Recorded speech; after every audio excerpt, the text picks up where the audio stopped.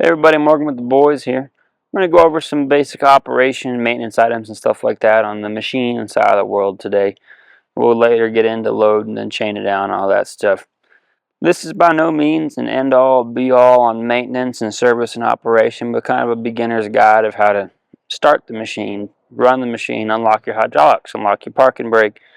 Basic operational stuff, change out attachments, wear your grease points, super surface level basic stuff. As always, if you don't find what you need in the video or you have more questions or concerns or comments or whatever, give us a call any time of day, 303-900-8228. Someone will answer. If we're with somebody or whatnot and we don't answer, just leave us a voicemail and we'll get right back with you. Happy to have you here. Hope you get something out of these, and as always, thanks for checking out the boys. Alright, on to the next on the line, we have our Bobcat T66, the track skid loader. This one's got a 2,450 pound operating capacity. It comes standard with a 74-inch bucket. We can get you different attachments, pallet forks, augers, concrete breakers, grapple buckets, whatever you name it, we'll get it for you. Come in the operator's cab here and show you some basic operation and firing her up and all that good stuff. So come on with me.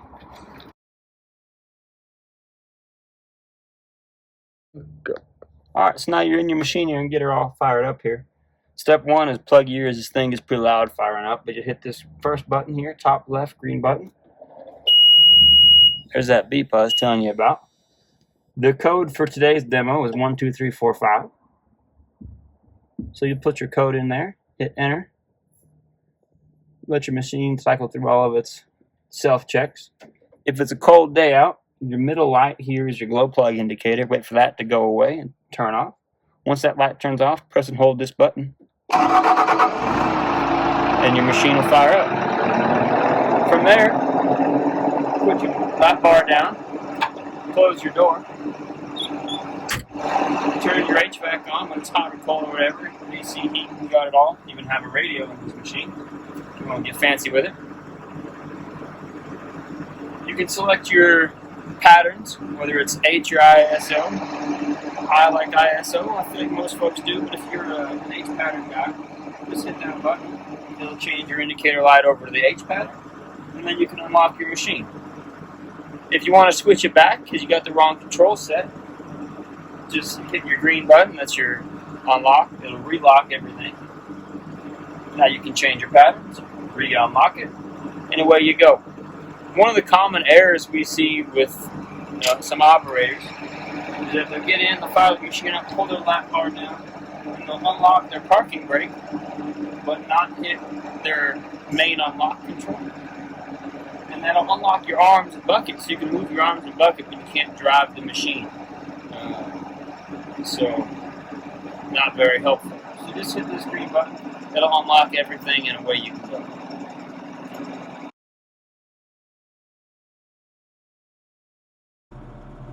Alright, so here's our little aerial view showing you the joysticks. So this would be for ISO pattern controls. This is your left joystick here. Forward is forward, backward is backward. To the right is to the right, and to the left is to the left. Pretty self-explanatory. Over here in your right joystick, this is going to be your arms and bucket. So if you bring the control up and towards you, it's going to bring your arms up and towards you. If you push this down away from you, it's going to bring your arms down and away from you. Same with your side to side for your bucket. If you bring it in towards you, it's going to bring your bucket up and in towards you. If you push it away from you, it's going to push your bucket down and away from you. If you switch this over to H pattern, now you're going to use both joysticks simultaneously. So you're going to have forward, you're going to have reverse, and then you'll have left turn, and you'll have right turn. So essentially what you're doing when you're turning is you're telling your left tracks to go forward while you're bringing your right tracks back, which will push the machine to the right. And then vice versa, when you want to turn left turn, you pull your left tracks reverse and your right tracks forward, and that'll push the machine to the left. So an H pattern, when you go to raise your arms and bucket, that's your side to side movement here. So away from you, we'll raise your arms. Towards you, we'll bring your arms back down towards you. And then same with your bucket. Away from you, we'll push your bucket down. and towards you will curl your bucket up and towards you. So you could go forward and then make a right turn. And then you want to raise your arms up and curl your bucket up, you can do that. And then if you go to dump, it looks something like that. Whereas if it's an ISO pattern, you want to go forward, make a right turn, then you want to raise your bucket and scoop, and then you want to push your arms down and dump. It looks something like that.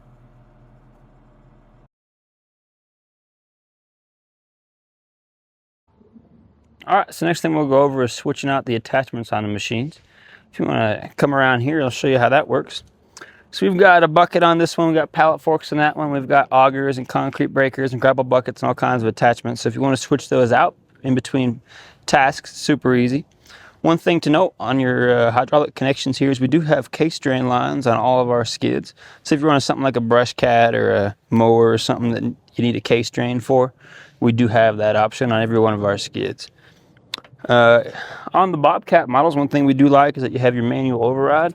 So if you do have something happen to one of your hydraulic hoses, you can just isolate it and you can still change your attachments out. But they are powered, and we'll show you how that works from the inside now. Alright, so from inside your machine, change out attachments, punch your code in, let the machine cycle, fire it up. Select your control pattern. I'm an ISO guy. So pull your lap bar down, put your seatbelt on, unlock your machine. Come over here, you have your Bobcat up and Bobcat down buttons. So up will raise your arms on both sides and unlock your attachment. Then go ahead and curl your bucket down, detach from it, back on up. Drive on over to your next attachment and then wash and rinse and repeat that process. So drive up to it, raise her up,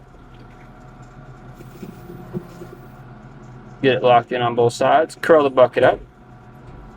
So you want to curl it up a pretty good angle, this way those pins have a nice straight shot down into your lock. Come over here, push your Bobcat down button, and then push those guys down and lock her in. Now to check your lock, just go ahead and raise your arms all the way up. And then nice and slowly look for the pegs coming out the bottom. I don't know if the camera can see them yet, but I can see them in person. So you want to go down nice and slow. Make sure they're coming out the bottom of the bucket. If they're not locked, right about here you'll find out when this thing goes crashing to the ground or swings forward. That's why you go nice and slow when you're lowering. And I'll keep going just for the camera. I think y'all can see it now. If you look right there, you've got your lock on that side, and you got your lock on that side. So, locked, rocked, ready to roll. That's it. Alright, so here's an outside view of what it'll look like. I'm going to push that Bobcat up button. It's going to raise those up, unlock my bucket. Then I'll curl down and push away from it. Back away. Drive over to my next attachment. Pull up to it. And then repeat that process. And I will curl on up, raise the arms up, get it locked. We'll curl the bucket up and in. Get that angle I was talking about. A little further than you think it would need to be. Push and hold the Bobcat down button. Let it seat. And then we'll go ahead and raise our arms all the way up. And nice and slowly, once we're at eye level, start to curl the bucket down so we can see those locking pins coming out the bottom of the bucket. There. And on the other side, over there. And that's it.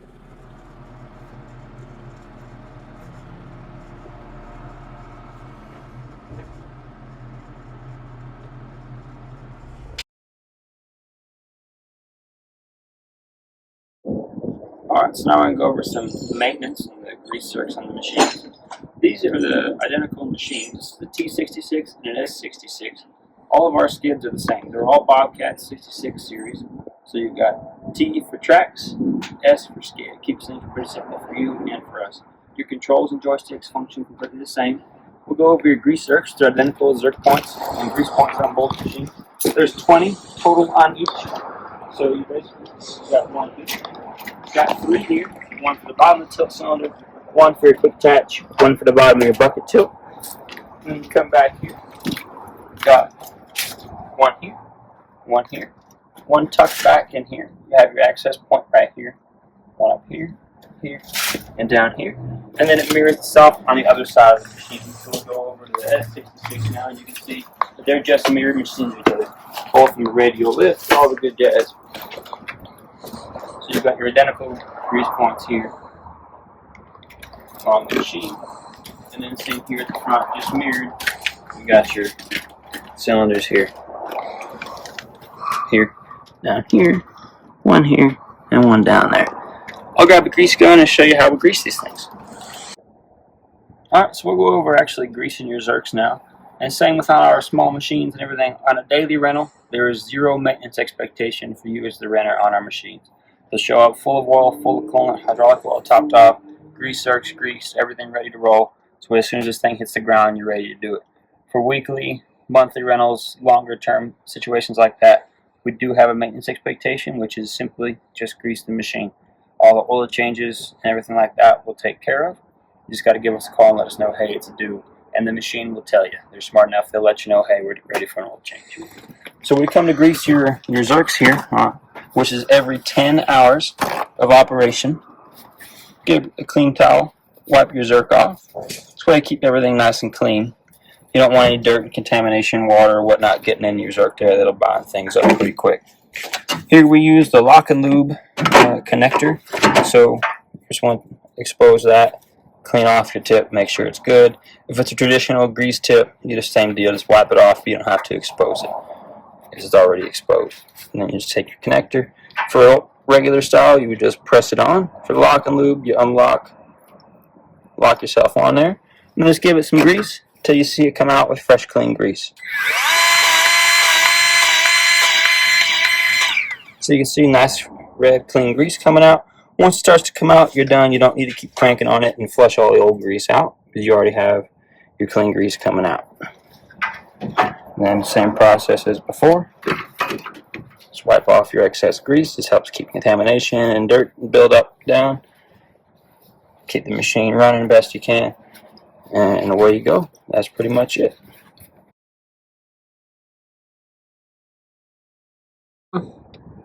So one grease point that's on the track machine, it's not on the wheeled machine, is for your track tensioner. So these things get tensioned after every round. You want about 1 inch of play in the track. Every about 25 hours, you want to check and make sure that your track's still nice and tight and tensioned and good to go. To adjust that, if you need to, just a grease Zerk down here. Take this little cover, loosen that guy up. Slide up and out of your way. We'll take it off completely for the video. And then if you look back in here, you've got a grease Zerk right there. I'll make sure you can see it here. Sorry, by no means my videographer. But right there, hopefully this thing will focus in. You can see you've got a grease Zerk. Put your gun on there, retension it up to your track so the proper tension, and you're good to go. Alright, that's pretty much it. Cover back on, and away you go.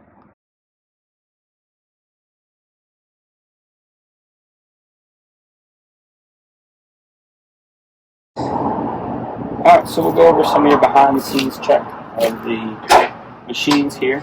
And again, these are both identical, so whether it's a T66 track loader or an S66 skid steer, your maintenance points are going to be identical. We'll come in. Here's your fuel fill.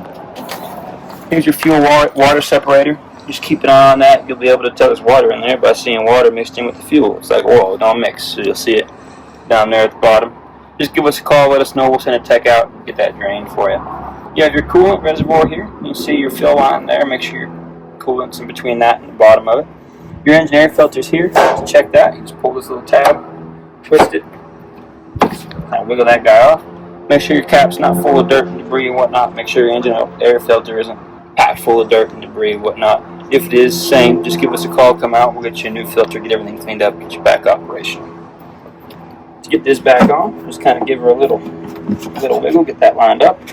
Turn turn just ever so slightly. Lock your pin back in, you're done. Your engine dipsticks right here. Have yourself a clean rag, just like the truck. Pull out your dipstick, wipe off the oil. Get that back in.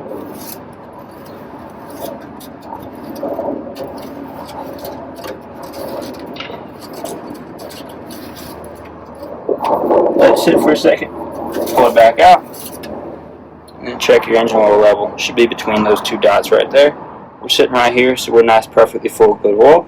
It's nice, clean. Obviously, no contamination or anything. It's brand new oil on these guys. As the machine runs, it's a diesel machine, so oil will become pretty dark, if not completely black.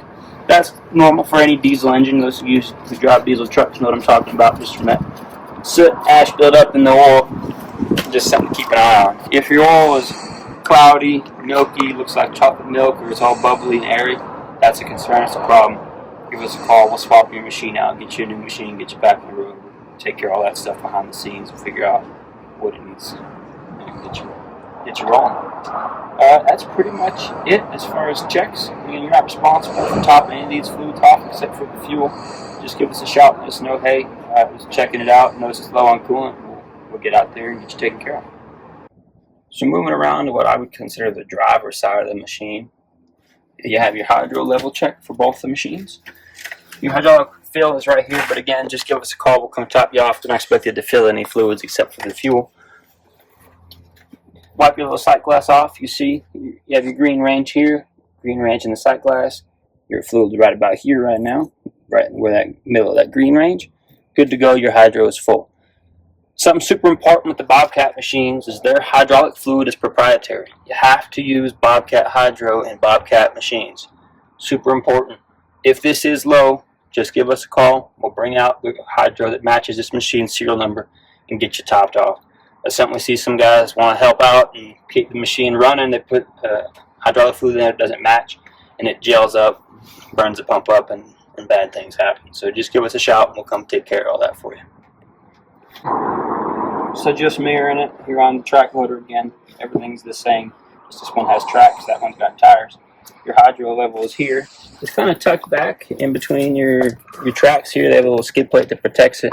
So it's a little difficult to see, but you can kind of get a view of it there, see your hydro level, make sure it's in that green bar, and get it checked out. Same as always, if it's low, just give us a call. We'll get you back on the road.